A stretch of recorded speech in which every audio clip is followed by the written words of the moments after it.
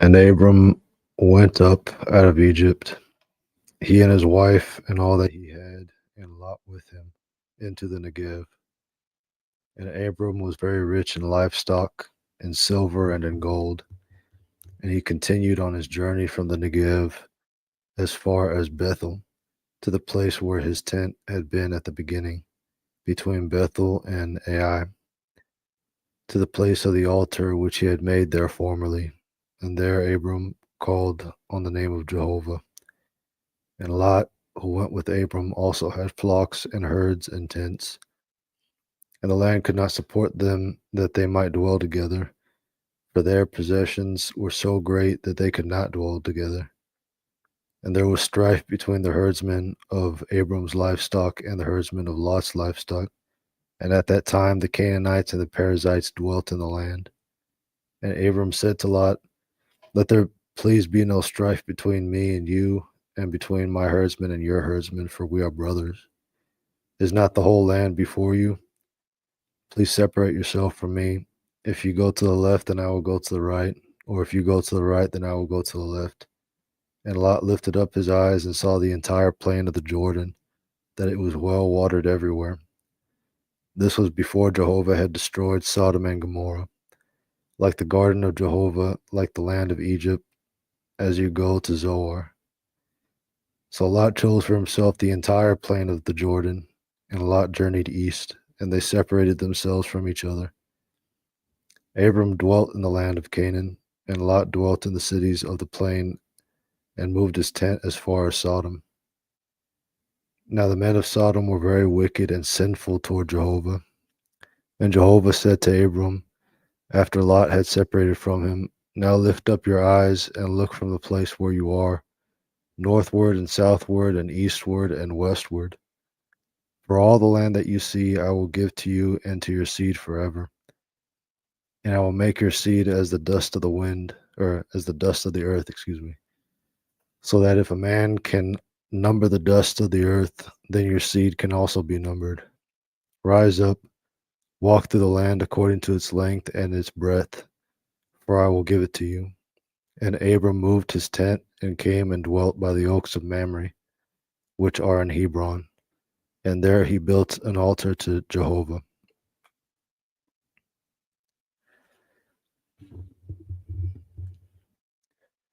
And in the days of Amraphel, the king of Shinar, Arioch, the king of Elasar, Chedorlaomer, the king of Elam, and Tidal, the king of Goim.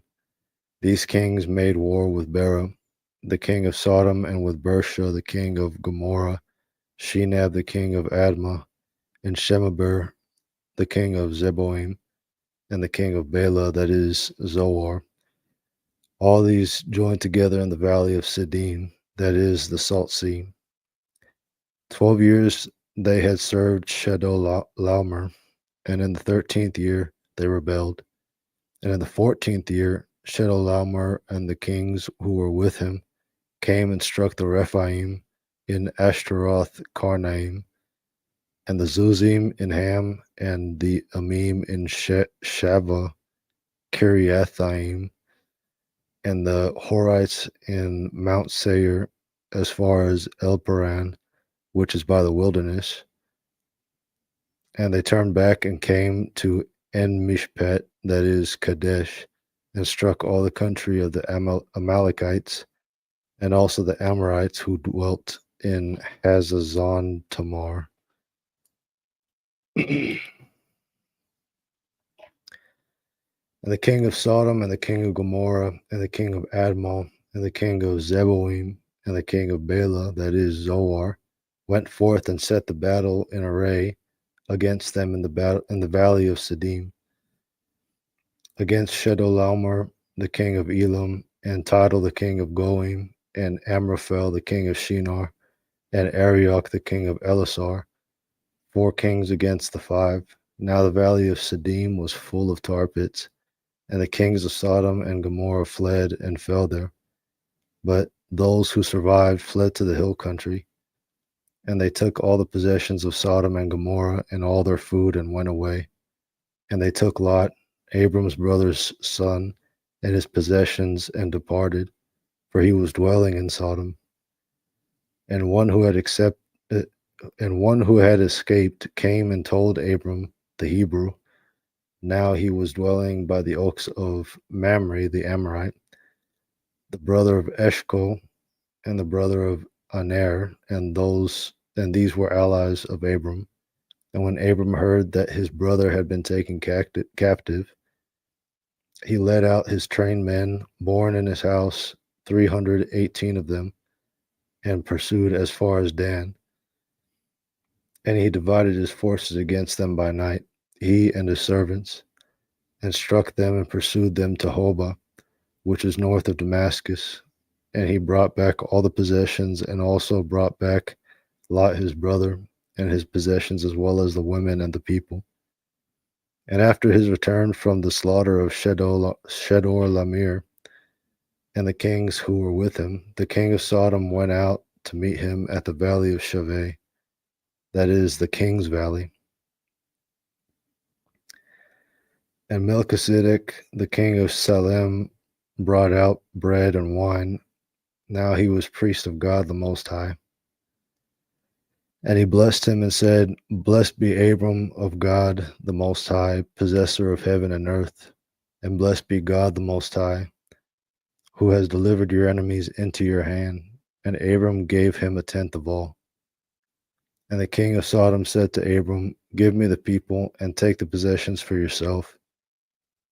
But Abram said to the king of Sodom, I have lifted up my hand to Jehovah, God the Most High, possessor of heaven and earth, that I will not take a thread or a sandal thong or anything that is yours, lest you say I have made Abram rich, except only that which the young men have eaten, and the portion of the men who went with me, Aner, Eshcol, and Amri, let them take their portion.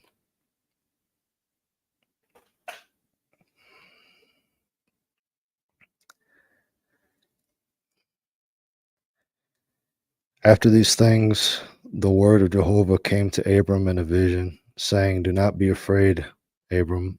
I am your shield and your exceedingly great reward. And Abram said, O Lord Jehovah, what will you give me? For I go childless, and the heir of my house is Eleazar of Damascus. And Abram said, Since you have given me no seed, therefore a servant in my house is my heir.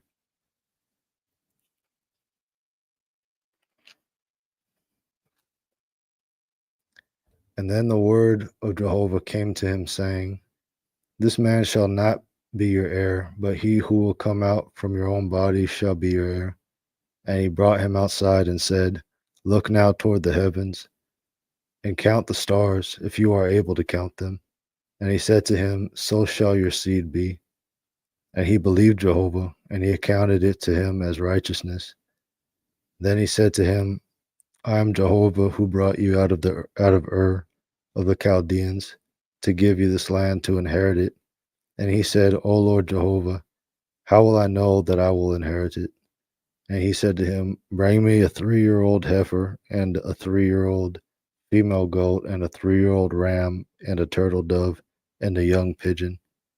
And he brought him all these, and cut them in two in the middle, and laid the half of each opposite the other. But the birds he did not cut in two. And the birds of prey came down upon the carcasses, and Abram drove them away. And when the sun was going down, a deep sleep fell upon Abram. And behold, a terror and great darkness fell upon him. And he said to Abram, Know assuredly that your seed will be sojourners in a land that is not theirs, and they will serve them, and they will afflict them 400 years. But I will also judge that nation whom they will serve, and afterward they will come out with great possessions. But as for you, you will go to your fathers in peace. You will be buried in a good old age. And in the 4th generation they will come here again, for the iniquity of the Amorites is not yet complete. And when the sun went down and it was dark, there came a smoking furnace and a torch of fire which passed between these pieces. On that day, Jehovah made a covenant with Abram, saying, "To your seed do I give this land, from the river of Egypt to the great river, the river Euphrates, the land of the Kenites and the Kenizzites and the Cadmonites and the Hittites and the Perizzites and the Rephaim and the Amorites and the Canaanites and the Girgashites and the Jebusites.